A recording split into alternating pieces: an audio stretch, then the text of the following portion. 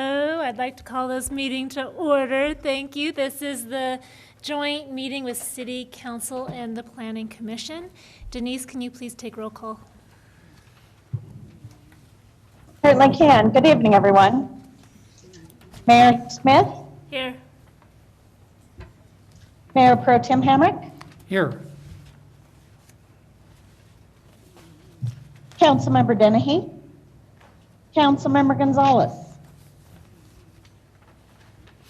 Councilmember Jaquez, Here. Councilmember Reed, and Councilmember Brandon Smith. Here. Chairman Maloney, Here. Commissioner Clark, Here. Commissioner Clement, Commissioner Ledoux, Here. Commissioner Moss, Commissioner Randy Smith, Here. and Commissioner Souther. Here. Thank you. Have a good evening. I see on our panelists, there's a phone number. I'm wondering if, I think that's Ledoux. I think that's Commissioner Ledoux. all right, so Commissioner Ledoux is here, okay. All right, thank you, Denise. Thank you, Planning Commission and City Council for being here tonight. I'm going to turn the time over to our staff, Patrick, our city planner, to get us started. Good evening, Madam Mayor, members of council, and members of the Planning Commission. This evening, we are pleased to introduce to you the next two chapters associated with the Comprehensive Plan Update. These chapters are specifically covering community facilities and infrastructure and community character. They are a little broader than the name would indicate at first glance. And we are now coming towards the end of the actual chapters associated with the comprehensive plan. Josh will, when he speaks, will give you a little preview of things to come, but we're now approaching the chapters that will deal with implementation strategies coming up next. So with that, I will hand things over to Josh Kuntz from House Seal Levine. Good evening, Madam Mayor and Council and Planning Commissioners. It's good to be here with you again tonight. Give me just a second and I'll share my screen.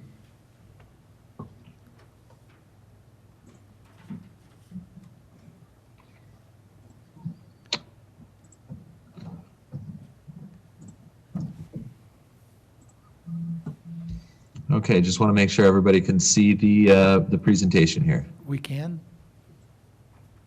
Okay. Well, just like Patrick said tonight, we're going to be covering community facilities and infrastructure and community character. These are the final two core elements or core chapters of the comprehensive plan. I want to just go through the same process that we've been doing, which I think has been working really well. Present these briefly to the council and planning commission, get some feedback before we start finalizing the document. So community facilities and infrastructure, this is a standalone chapter of the plan. It examines your local facilities, the infrastructure and utility side of the city, sort of the working side of the city that contributes to it being a great place to live. The map here at the front end of the chapter inventories your existing facilities primarily. I'm Josh. And then I Yep. did have one recommendation on this, and that's under fire protection. We have stations 1 and 2, but it's in progress to get station number 3 as well. And it might be judicious to acknowledge that on this chart. Absolutely. Josh, I've got another suggestion. It actually comes in stronger on the community character discussion, but I think it might help here too, that that you should color code the numbers in the list. That way it makes it a lot easier to line it up with this one. That's not so bad. The next one is would really benefit the next one. But I think that comment would go here too. If you color code the numbers, like public school would be orange, number 2. Okay. Is that Yeah, way on we the could do map? that, or maybe just looking at it, what I'm thinking is maybe we color the headings. We'll figure something out. I understand what you're saying. Okay.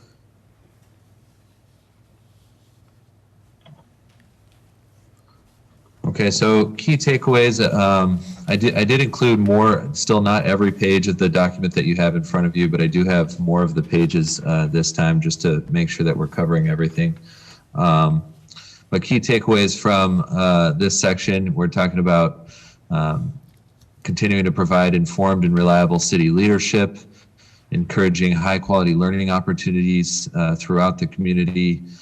Really coordination, the city has a limited influence on the school districts and higher education, but we're talking about coordination with the education providers on improvements that can benefit the schools, and then supporting one of the city's main assets, Pueblo Community College Fremont campus.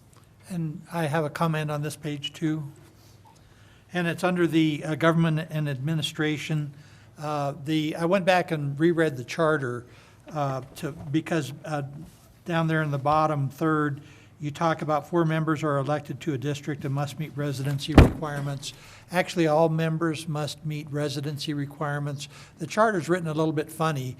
It talks about the residency requirements for the district members, you're correct, but then later on in a separate paragraph, it says all elected officials must be residents. And so this is written like the last 3 don't have to be residents. Gotcha. We'll reword that and make sure that it's clear. Any other comments from the commission or council? Okay, thank you, Josh. Thank you. Okay, and again, coordination with the Canyon City Area Fire Protection District to ensure that there's all the resources are available for effective and reliable fire protection, both in the city and within its growth area.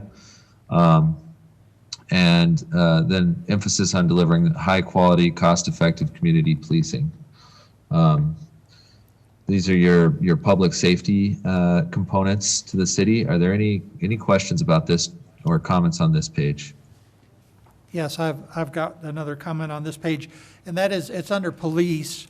In most police departments, they generally handle their dispatch functions. Our police department has joined a combined regional communications authority, CRCA, and I think that needs to be noted here under the police department that dispatch is handled through the city's membership in the CRCA, and also there needs to be a statement about the E911 function that provides emergency communications for public safety, provides funding for emergency communications for the police and other fire and other all the public safety agencies in the county. Okay, I will look into that and we'll add that to this section for sure.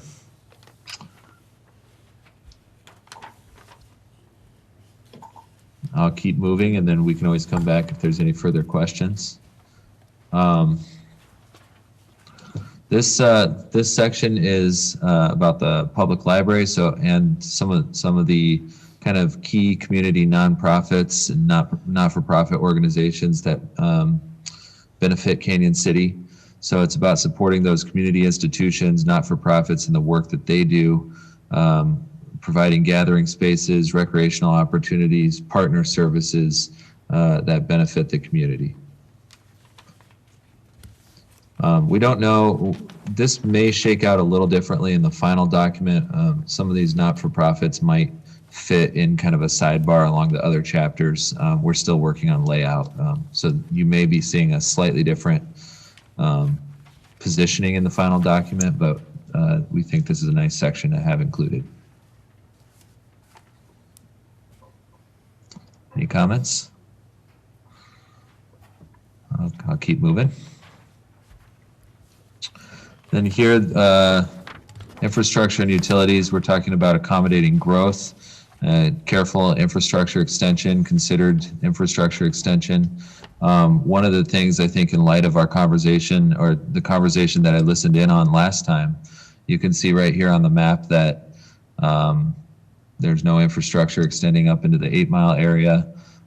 So I think that's pretty illustrative, and we intentionally overlaid the city's existing infrastructure with the priority annexation areas here. Those are in light yellow on the map. So you can see how infrastructure is in proximity to those priority annexation areas. Any questions about this section?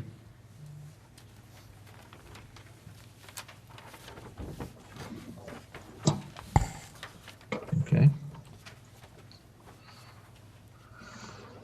Lastly, when kind of continuing on with the utilities, there's discussion. I didn't include the water chapter because there were a few graphics on that page, but with discussion about planning proactively for water line infrastructure and water infrastructure that supports your growth, maintaining high quality water in the one of your critical natural assets, the Arkansas River, and ensuring high quality public utilities for residents and businesses, whether we're talking broadband, power, electric.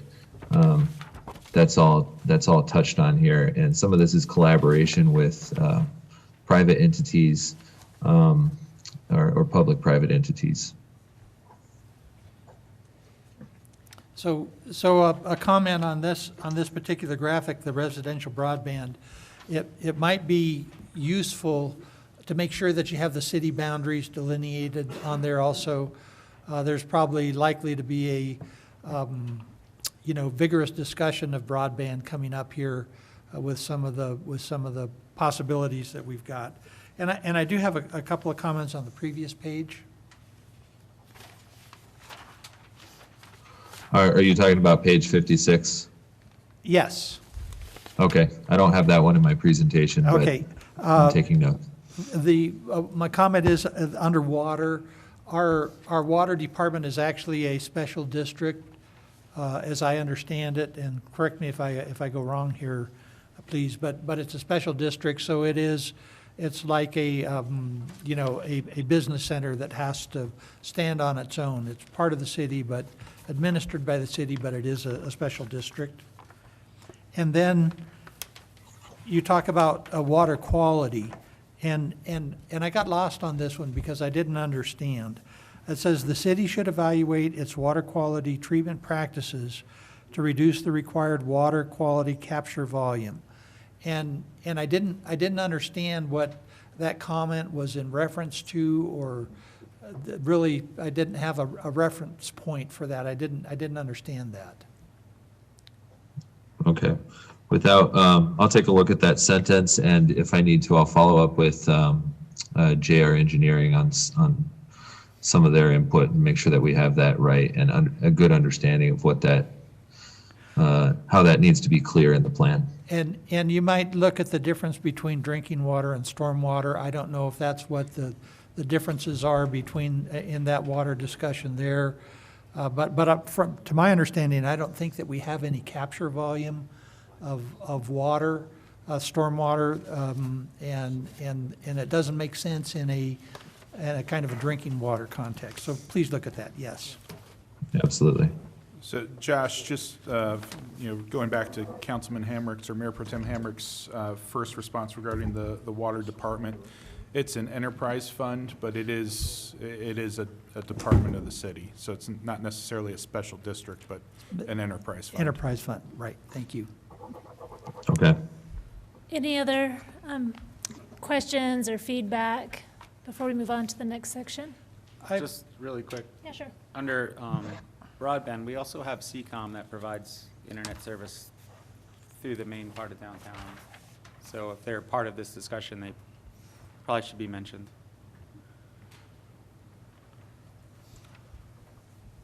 Okay. Thank you, Commissioner. And Mayor Pro Tem, you have another comment? And just this is more or less a comprehensive comment on the master plan. As I was going through here, I started picking up on the differences between the language used, and Halcyon Levin is saying in certain cases, the city will conduct certain activities, and then in other cases, it says it should conduct other activities. Just as an aside, the regulatory environment that I came out of should equaled shall. I realize that's not the case here, that this is indeed a suggestion, by Halcyon Levin, or that we are going to make as a planning commission and city council in this document. But I have an ask, and my ask is that you provide us, when we're getting close to the end here, which we are, of a document that has all of the will statements in it, and perhaps another document that has all of the should statements in it. I think that will be, because there's a lot of words in this in our master plan, and that in a way, that's what it all distills down to, is the shoulds and wills. And so if we could see that in a separate document, that'd be really great, I think. Absolutely. And one of the preview items that Patrick mentioned is our implementation section, and I think you'll be pleased when we get to the end of this presentation tonight. That is, and the action matrix is a component of that implementation section, and it's going to pull all the recommendations out of this document, tighten them up into concise, action-oriented statements, and it can almost be used as kind of a checklist to mark off how progress is going on the comprehensive plan. That sounds great. I have one section of that to show you at the end of the presentation tonight. Great. It looks like we have a comment in the chat from Commissioner Ledoux. We weren't able to read the whole thing.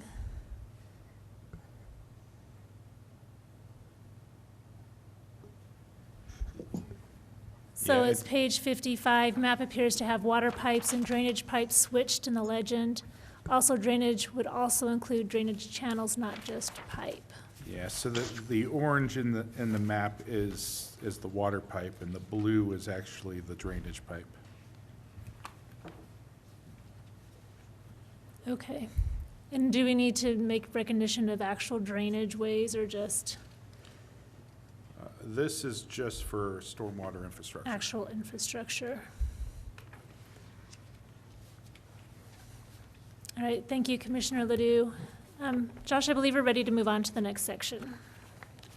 Okay, thank you all for the input. I'll keep going. Okay, community character.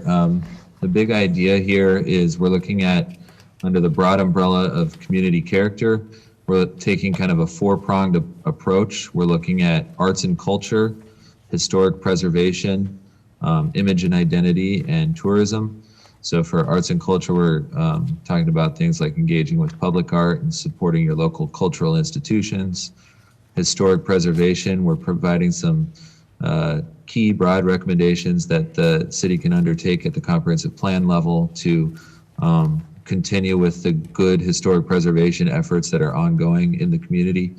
And then image and identity, both image and identity really are, and tourism are things that pop up elsewhere in the plan, but here we're focused on teeing up some of the branding, marketing, looking at the built character, building on your Main Street program in a broad way that can set up some more focused efforts for the future.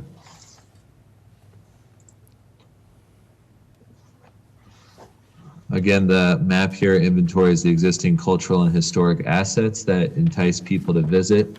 And I have the comment noted on kind of tying these numbers to the colors. I think we can make that a little bit more clear. Are there any other comments on this page? Anything we should do with this map? Sure, Commissioner Smith. I have Randy Smith. basically a couple comments. Some of these is like Councilmember Hamrick said, some of the numbers are a little difficult to read, but one that kind of stuck out to me was number 24. You've got St. Cloud Hotel, which is obviously on Main Street.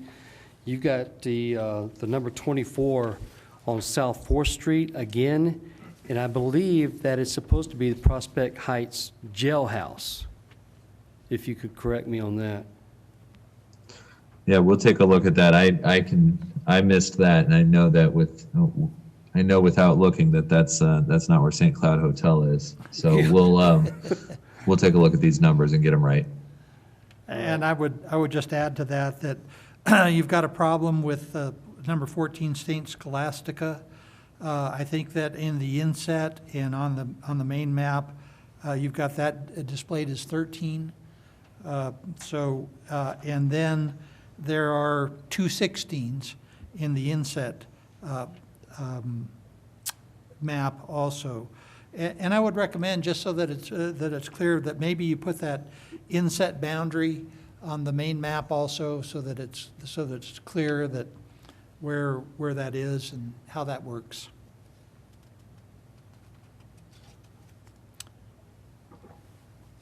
Good observations, guys. I did not catch that. Yeah, thank you. And absolutely, we'll take a look at those, and we can put the inset boundary on the maps for sure. Any other comments? Okay, ready to move on?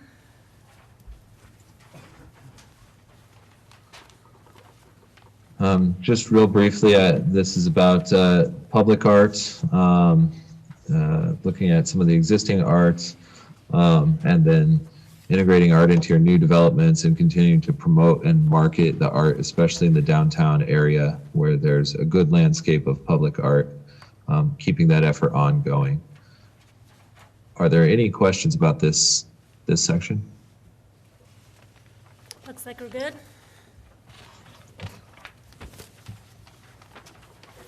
Cultural resources, we're talking about working with your local institutions to continue to promote the city's cultural resources, historic resources, like the Museum and History Center, Museum of Prisons, and some of the other cultural institutions that make Canyon City special. Any comments on this section?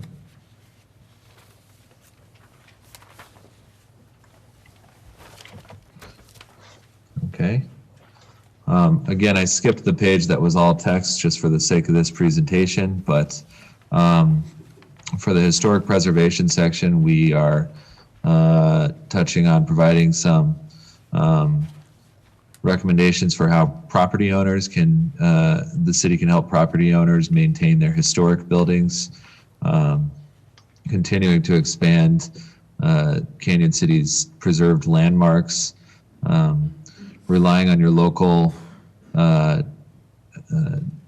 departments or commissions, historic commissions, to inform decision-making, relying on local knowledge, and then collaborating regionally with some of the county efforts on common preservation and heritage goals, and importantly, using your local regulations to protect assets against destruction or insensitive rehabilitation. So there we're talking about your municipal code, which supports your historic preservation goals, taking a look at that. Are there any questions about this section? Yes, I have a couple of comments for you. Under the historic preservation on page 62,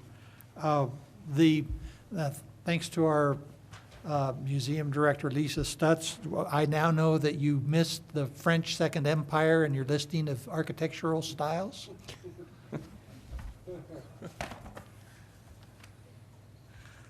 And under restoration and reinvestment, you talk about the city, the facade improvement grant program and the downtown life safety grant program. Those are now functions of the URA.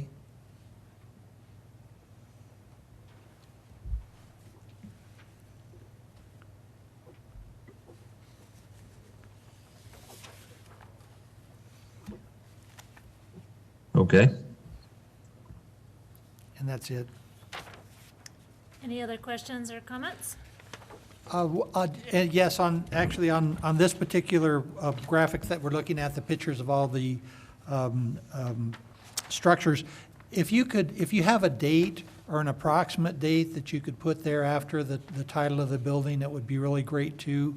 That does then tend to give you a historical perspective about time spans and when particular photos might have been taken.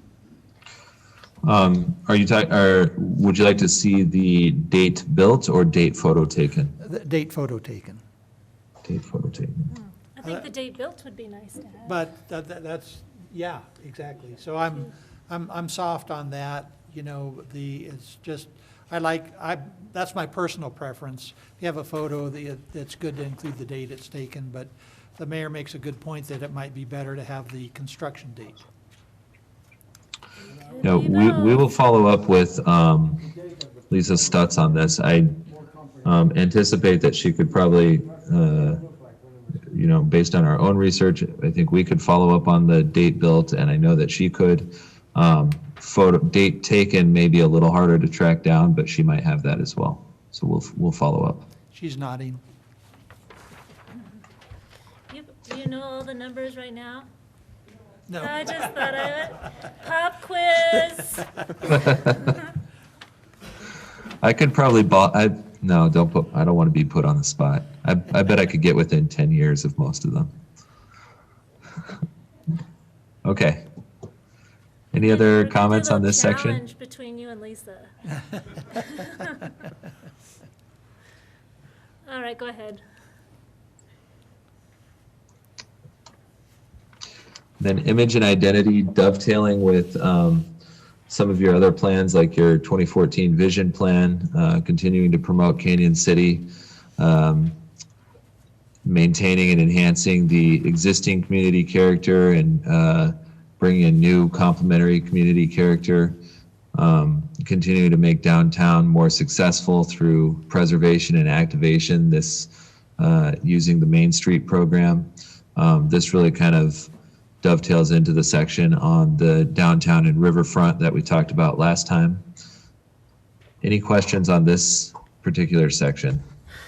Mostly I just have a comment under branding and marketing in the Canyon City's 2014 vision plan, and calling for a unique brand such as Gateway to the Authentic West. And that just has not really stuck with Canyon City. It just didn't resonate and really has not been used. So I don't know if it's really appropriate to put that in there. I think currently the current city council has a balanced scorecard, and one of our goals is to first and foremost to just find our community pride itself as we are searching for our identity for that niche that we want to brand ourselves. So maybe Ryan can guide you in that. Yeah, and I think I had the same comments, but I wanted to make sure it got brought up here, and I think the mayor's brought it up well. I think this may be an implementation step, which is identifying what that brand and identity should be. Yeah, I know there have been several attempts in the past to try and do that, but as the mayor said, the last one has not stuck, and I don't know anybody that actually uses that tagline. I think we can rework this this very paragraph and make a note of that hasn't stuck, and we can encourage further investigation. What is the brand? We did have, now Ryan, I don't know whatever happened to that, but we were having meetings with the downtown, and Rick, maybe you were there too, where we were coming up with a vision statement for our downtown. And that might be more appropriate than the one we have here that says, with the quotes in blue. Yeah, we did have, you know, a Main Street, that goes back to Josh's comments about the Main Street program, the Colorado Main Street program. And we do have some of that language through the work that we've done through the Main Street program. Yeah, I think that Main Street program quote or vision statement, if we could provide that, would be way more suitable to include in here under the Main Street program, because we are just not really honing in on the true Western destination vibe. Okay. Yeah, thank you. Anyone else from council or commission? Looks like we're good on this.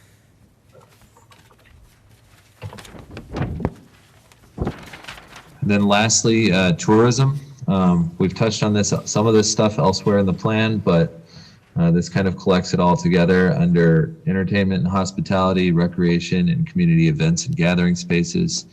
Um, encouraging entertainment and hospitality uses where appropriate throughout the community, supporting continuing to support those recreation opportunities for both current residents of Canyon City and visiting tourists, and then energizing and promoting the community with events and activities. Again, this ties back to the downtown and riverfront section. You can see just a note throughout these draft chapters, when you see the 2 hashtag marks, that means that when we finalize the document, we'll put the correct page number in there as everything is packaged together. And this is kind of the nexus of the tourism part of the document, even though tourism is mentioned elsewhere. Any questions about this section? Not particularly about this section, but on the page of historical photos, where, you know, the old post office building, the Robeson Mansion, it just brought up something to me that I thought, and I don't know whether this is a good comment or not, and maybe the other commission and council members can weigh in, but I was looking at the other photographs throughout the sections, and I was thinking that, you know, unless you really know Canyon City, you don't know where all of those are. And it might be good, and this is just kind of open for discussion. It might be good to label some of those, like on the last page, you know, it shows the Royal Gorge Railroad, it shows the dinosaur experience, shows the Royal Gorge. So maybe it would be appropriate to label some of those, but I'm open to what others think too. And sir, are you, do you mean with the address? Not necessarily the address, but at least some description of what the picture is showing us. There were previous pictures, let's see if I can get to one, that, for instance, we've got a picture of the History Museum, a couple of pictures of that. We've got a picture of the old post office, now the Fine Arts Center. We've got a picture of the warden's house, and it would be, and maybe it's appropriate to label those. I have a comment. Also, the building at 4th and Main, it's called the McClure House in your description there, but I think the Strathmore Hotel was a significant development in Canyon City. I think that was originally the Strathmore Hotel. It was supposed to be the nicest hotel in the whole state, da-da-da-da. There's a lot of stories about it. So McClure House was part of that hotel, I believe, but I don't know if that's the proper description. It was? Strathmore. Okay. I wasn't around, but. Are you sure?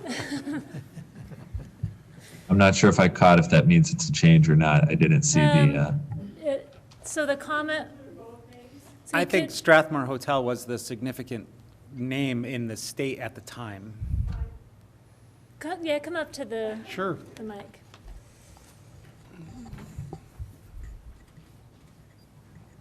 It is listed as a National Historic Landmark independently, and it's listed as Strathmore McClure.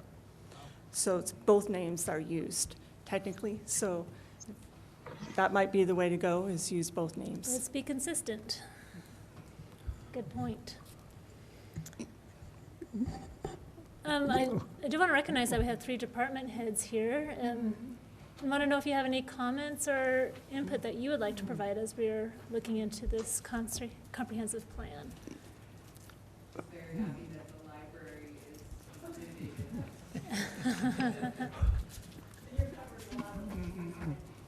That you had, did we cover them all, though? Okay, Rick? I'm very pleased with all of it, really. I'm also interested in planning for, I'm glad you included the nonprofit sector, because that's also a priority of ours too. Mm-hmm. We're making work with Yep. them, so. Right. Excuse me, Brian, ultimately, when we're done, who's going to get this information that we're working on?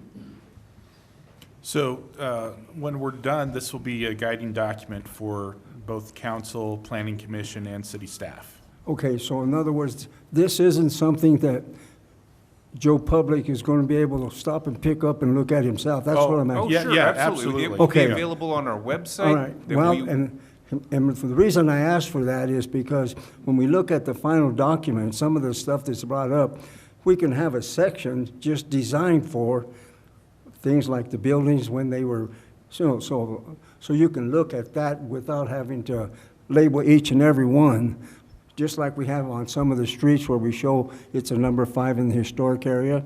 Just have on the back a photo document of these structures that we're looking at with regards to either when they were constructed, when the pictures were taken, so that someone can look at that and see what's going on without having to flip through each and every one of these other pages on that. And that would be more convenient for the public that's going to look at this, rather than the people that are on the commission and the council, because those change.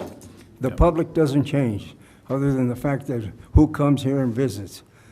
So that's just something to look at. Okay. Thank you, thank you, Councilman Huckes. Okay, are we ready to move on? On to Mayor. are we Well, going to Josh, marijuana? did you have some Oh, our additional? next steps. I do really have quickly. someone to So, move as you know, you've now seen all of the core elements as we've been preparing the subsequent core elements for you. We've also been making revisions based on your feedback from each of these meetings.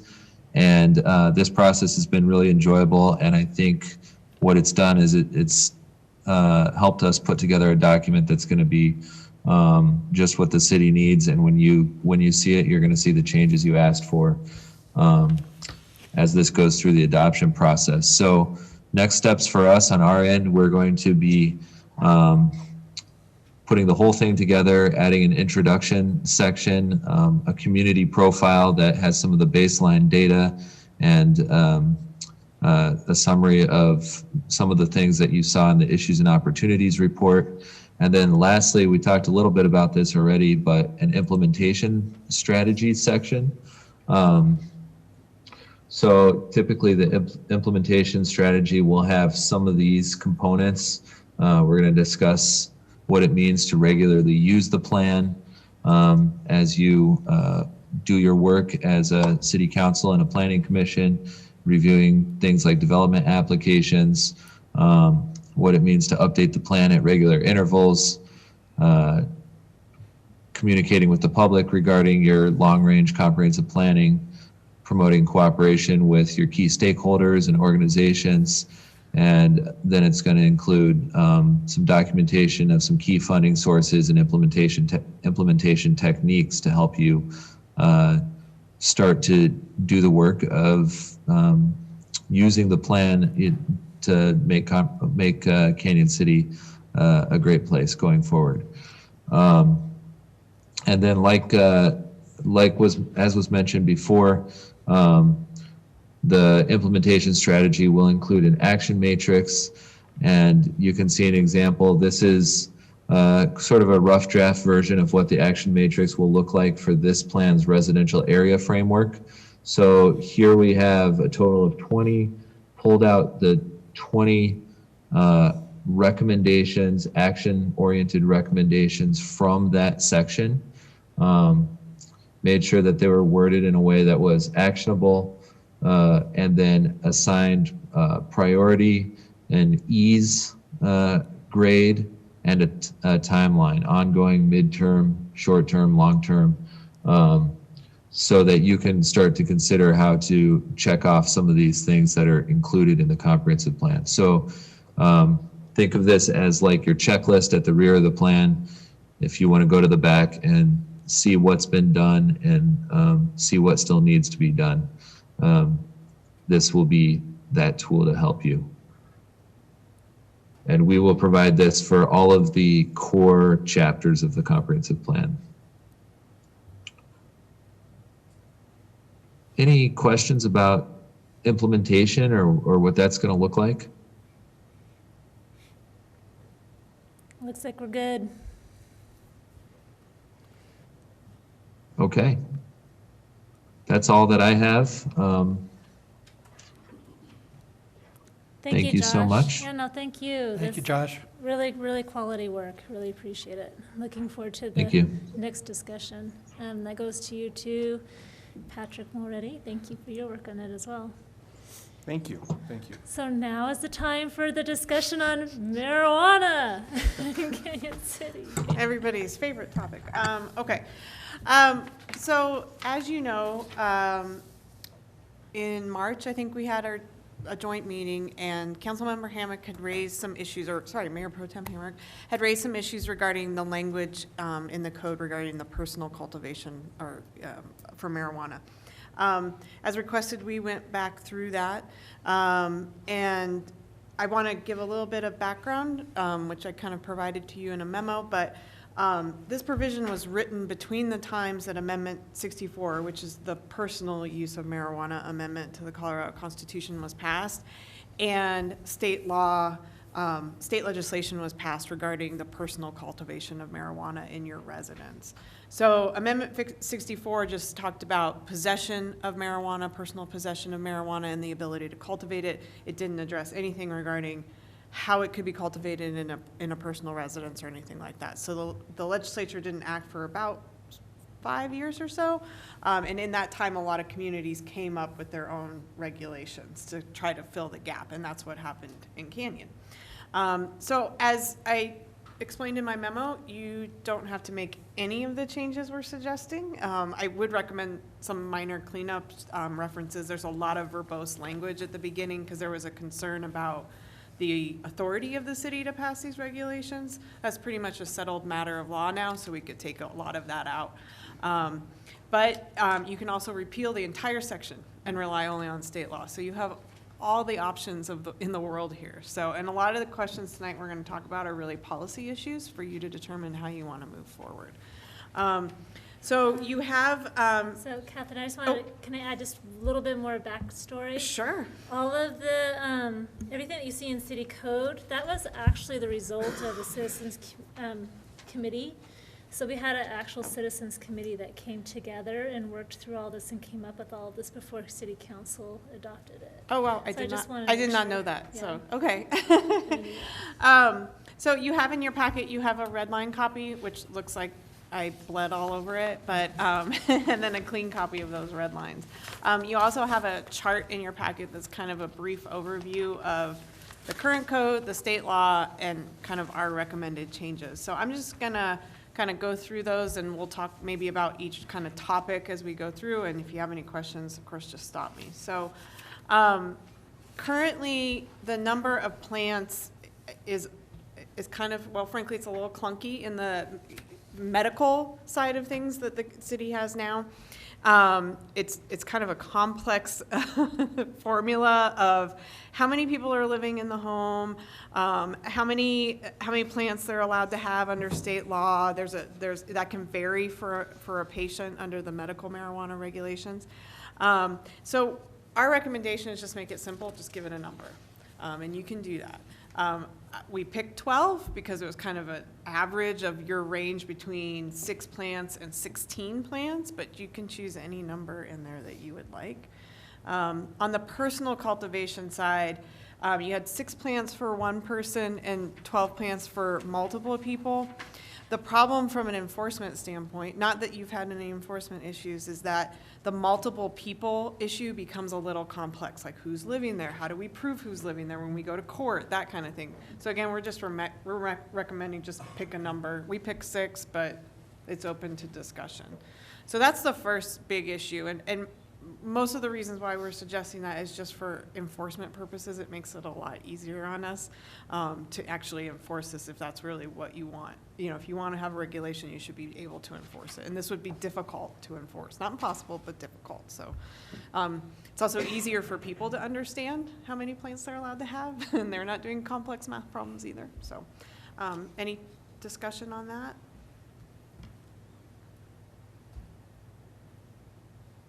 Did you have some thoughts on, Madam Mayor, on the number, the 6 and 12?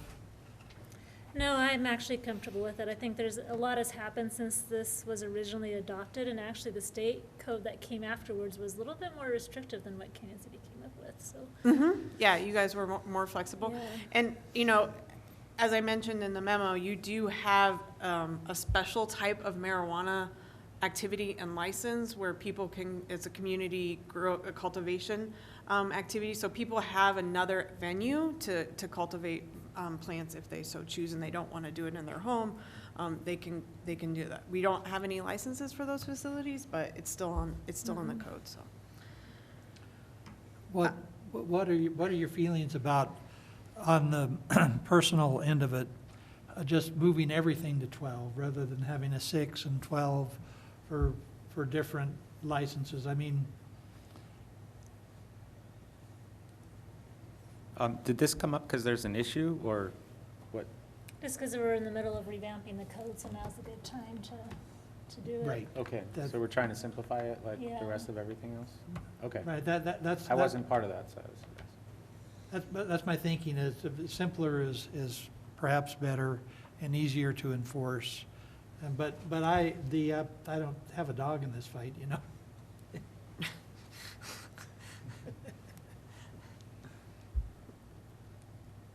Yeah, no, I'm comfortable with it.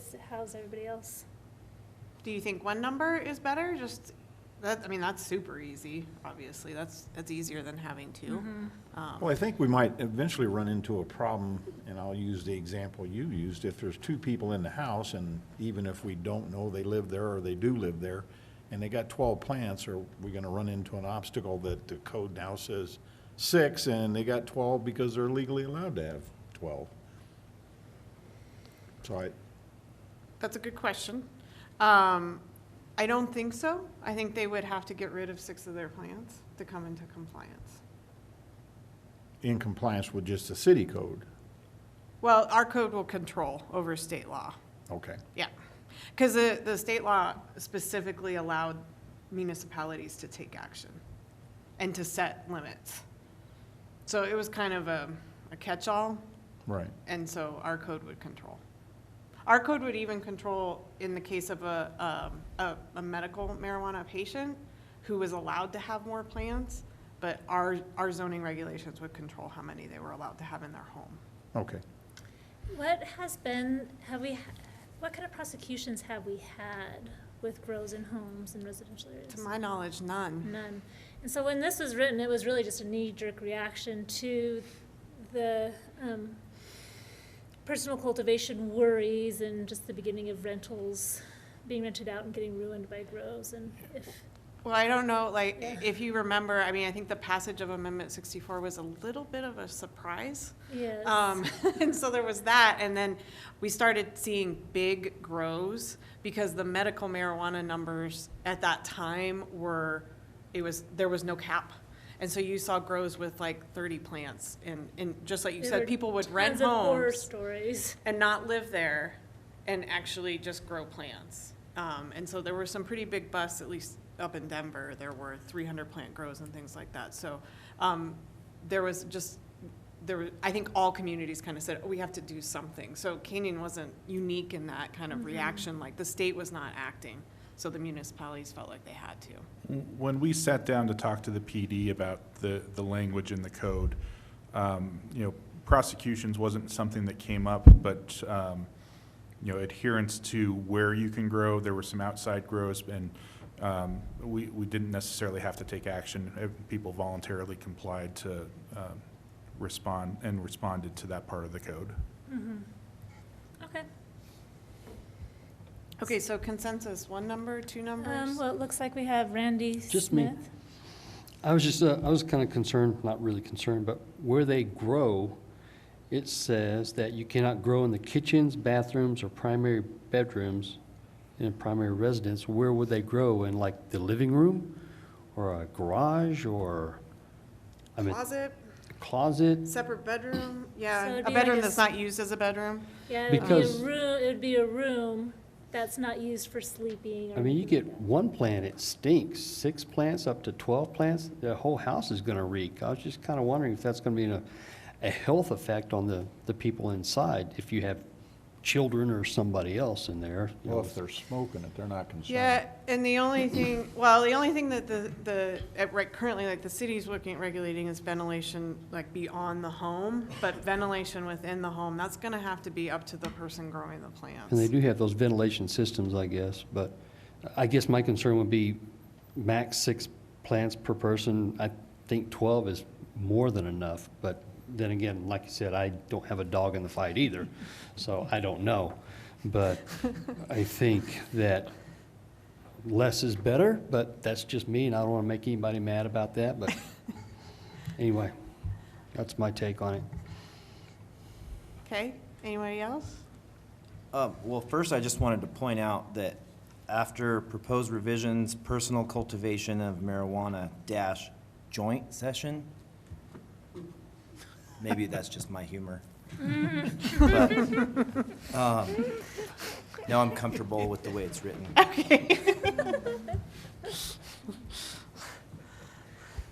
Yeah, I think for medical, I remember in those conversations that were had from the community that there was a greater need for access for their medical marijuana, so. I'm good with 6 and 12, but Okay. I thought it was worthwhile talking about it. All right. I think we're past worrying about trying to enforce any of this stuff. Everyone's got it figured out what they're doing Yeah. by now. I don't know that, I mean, we can simplify the code on it, but I don't know that making it more restrictive is gonna help anything as far, from an enforcement standpoint. Okay, so moving on to the location of cultivation. So the residential property as defined under state law includes multi-dwelling structures. So the city does not have that. It does not have to have that. You have single-family dwellings as being the location of cultivation, and you can keep it like that. We switched around the terminology based upon amendments being made in the land use code and how we come out on that term. I'm not sure yet. You can also grow in a accessory structure. We did not make a whole lot of changes to these. We really just tried to reorganize them and kind of clean them up a little bit because it was a little bit disjointed and confusing. So you can grow in your detached single-family resident in a secure area, and so we've defined that term now. That's a state law term. It's pretty commonly used. In an area not exceeding 100 square feet or 10 feet in height, or a detached accessory structure, which is associated with the person's primary resident, which is at least 20 feet from any neighboring dwelling units and meets other applicable setbacks. So it couldn't be a non-conforming structure, and the structure is greater than 100 feet in area or more than 10 feet in height, which is kind of odd why it's, or I'm not sure how that came about. And then you can also grow in an attached or detached garage in an area that is no greater than 100 square feet. So I'm not sure why it's different there. There must have been a reason why the drafters distinguished between the accessory structure and the way that where you could grow, the size and height, and then did not include height at all in the attached or detached garage. We kept the kitchens, bathrooms, and primary bedrooms in a primary residence. Obviously, it can't be visible, so no open and publicly grown. We've now added that definition, which is also a state law definition, and a lot of our clients use. And then one thing I think we did want to talk to you, let's see. The city currently allows growing in the primary residence of another with permission. That's another kind of tricky and rather, well, it's a little odd. I suspect the reasoning for that was, well, what if my friend, grows for me in their house? Because I can't grow, I live in an apartment, and my friend grows for me in their house. I think that's probably, I'm guessing that was the It was like a nanny grower for A nanny like, grower, medical. yeah. That So- actually was an issue because my neighbor ran into that problem. So we can leave that in there, but I just wanted to point that out for discussion purposes if you were still okay with that. I doubt we'll run into huge issues on that from a prosecutorial standpoint or enforcement standpoint, people could get in a tiff and be like, you're not allowed to grow in my house anymore, but I'm keeping all your plants and all that kind of stuff, and I could see that happening, but that's not really for us to sort out, so. So are you okay with that, keeping that in there? Allowing friend grows, nanny grows? Proxy grows, I guess. Proxy Yes, a grows? proxy grow. Okay, Yeah. all right. So then you have other restrictions on cultivation. The open publicly, I already mentioned. You do have lighting prohibitions, which we've not revised, but we just wanted to point out that you Can I have interrupt those. for a second, though? Yeah, Are we gonna run into a problem with the number of plant maximum issue then, on the proxy grow thing? That's actually what developed with my neighbor. They were proxy growing for 3 people and exceeded it. yeah, so the plant limitation isn't gonna be person-based anymore. It will just be residence-based. So if you're a proxy grower, your You got limit's still 6. No matter how many if you're growing for 5 other people, they each get a plant and you get a plant. That's just the way it is. So the limit won't be per person, it will be per structure. So based off of that, maybe we should go to 12, like John recommended. Which we're at, yeah. We're at 12 for medical. Which If you, is the what only we do difference it will be 'Cause whether or the not proxy you're, was for medical purposes, if not- you're a patient or not. That will be the only difference, if there's a patient in the home. Okay, thanks. Okay, all right. So you have these lighting provisions, or prohibitions, I guess I should say.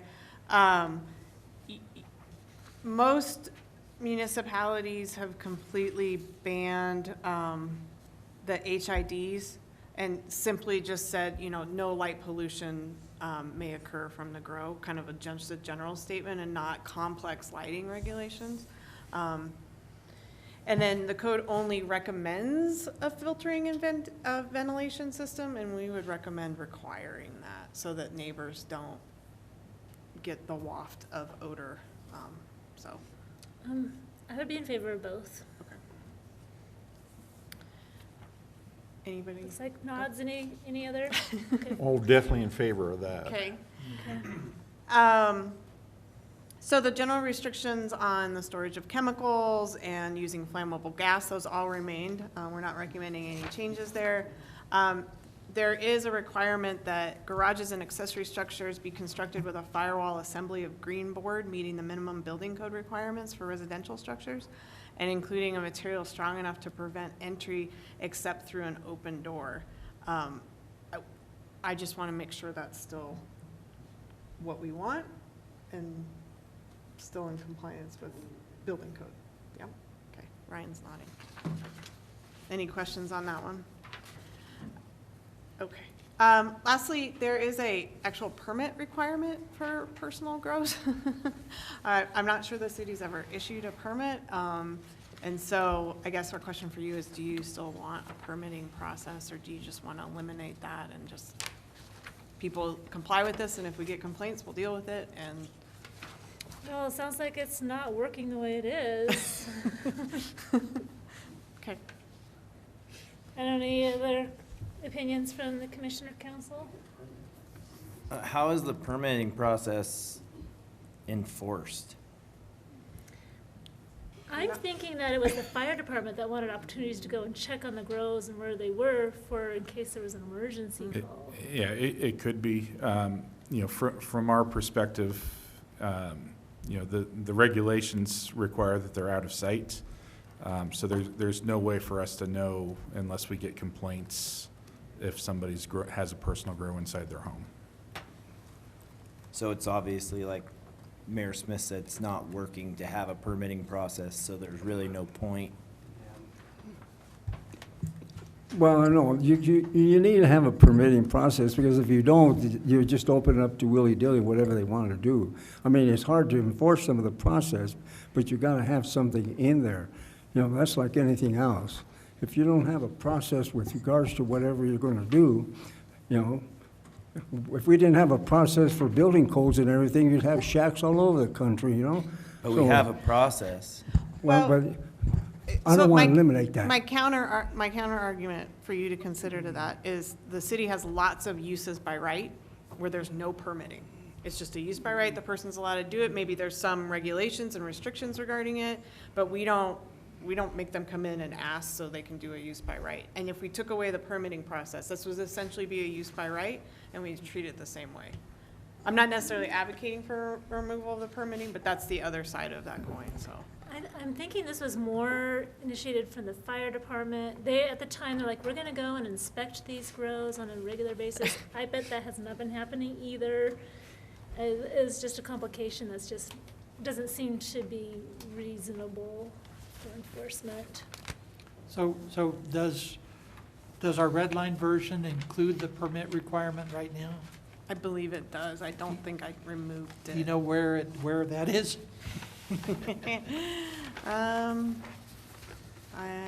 I can, well, give me 2 seconds. Well, aren't these permit, if we went with a permit, aren't these gonna be an after effect just from generality? Well- You're gonna find a grow and then ask for a permit. Someone's gonna tell you, oh, I don't have one, and then you're gonna tell them, we're gonna give you a citation until you get one? Yeah, because it's the law now, right? So they're in violation regardless of what changes we make unless we remove the permitting requirement. So yeah, they could be cited. Now, would we cite them? Probably not. We'd probably try to get them to come in and get a permit. Well, I think it's gonna run into, for a lack of better words, a very difficult enforcement period even for whoever's trying to enforce it. You're gonna find it either by accident or deliberate cause, and then you're gonna start another chain, which is, Right, we're And are not you gonna gonna have to go go door back to door again? and be like, hey, do you have any? That's- right. Yeah, I think this was made out of fear of the time, and it looks like those fears have not come to fruition over the years, and so. Is there a fee associated with the permit? No, it actually says for which no fee shall be charged. Okay. It's page 12 of 44 of the red line, Mayor Pro Tem. It's almost all the way at the, it's pretty much the only thing that's not redlined on that page, actually. And it's actually only required for an accessory structure, so, And we have issued no permits? not to my knowledge. No. Can't imagine why not. Randy? Is it possible just to have the permit as an accountability tool?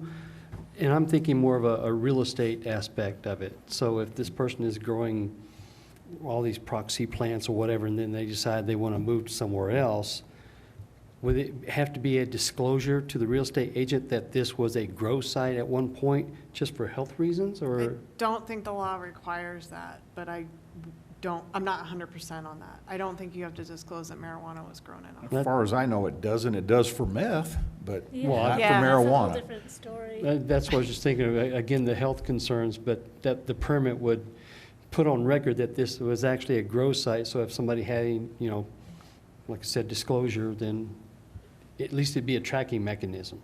It might be, yeah, if that material was actually obtained by the real estate agents in that process, because it wouldn't be like recorded against the property, we wouldn't do Right. that.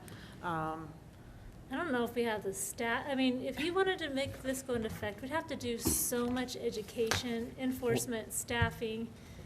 We're doing okay. We haven't had problems with PD. If there's a complaint from the neighbor, we already have or with other things that happen that may be happening with that property with public safety.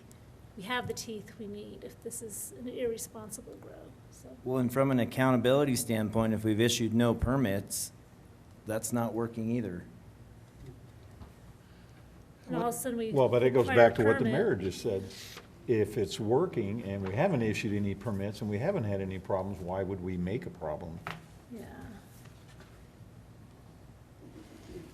Okay, so I'm hearing remove the permitting. Yes. I'll be in favor of that. Did you find it, Mayor Pro? I did, thank Okay. you very much. Yeah. So, I mean, we have had grows, A at little least bit. for a while, but they were all taken care of with this code with or without a permit. they had other violations, the ones that we care about, the number of plants, if it's been, you know, if it's in a closed place that's locked, all of that. We have the safety precautions in there, so I feel comfortable with that. Okay. I think that's the guidance we're looking for. Well, Mayor Pro Tem Hamrick, your little request there turned into quite the exercise. But it was due, it was needed, this was out of date, so. I have a hunch this will be a little bit different meeting when we go to enact this, because likely the fire department might show up for that. Well, have a I feeling- can reach out to Dave, Yeah. the chief, and let him know. Yeah, There you how go. many, Right. how many inspections they've They've done and whatnot, and fires that they've had to fight with worries about grows. And their story might be a little different today too than it was 6 years ago. We can absolutely reach out to the chief and just kind of let him know what the city's contemplating and get his feedback. Okay. That would be good. I'm gonna guess he's more concerned about the use of the flammable gas to create. Right. Yeah. And as long as we keep that prohibited, I'm Okay. hoping he'll be okay. All right, sounds good. Thank you for checking. It's always good to ask beforehand of our stakeholders. I was actually kind of surprised he wasn't here, so. Yeah, I don't know if you knew this was happening today. That's probably our bad. Any other questions or comments or direction from the commission or council? Then thanks to you all. Thank you so much. Thank you. Thank you. Thanks, Josh. Meeting's adjourned.